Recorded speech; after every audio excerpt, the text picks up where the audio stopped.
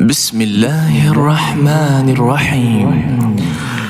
للفقراء المهاجرين الذين أخرجوا من ديارهم وأموالهم يبتغون فضلا من الله ورضوانا وينصرون الله ورسوله أولئك هم الصادقون.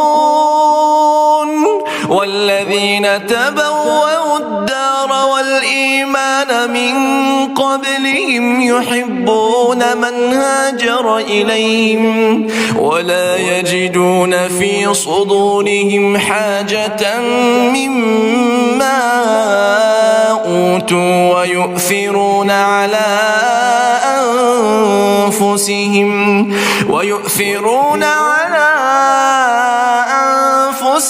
ولو كان بهم خصاصة ومن يوق شح نفسه فأولئك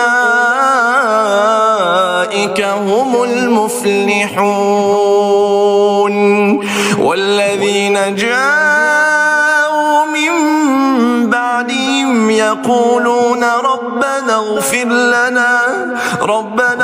لنا ولإخواننا الذين سبقونا بالإيمان ولا تجعل في قلوبنا غلا للذين آمنوا ربنا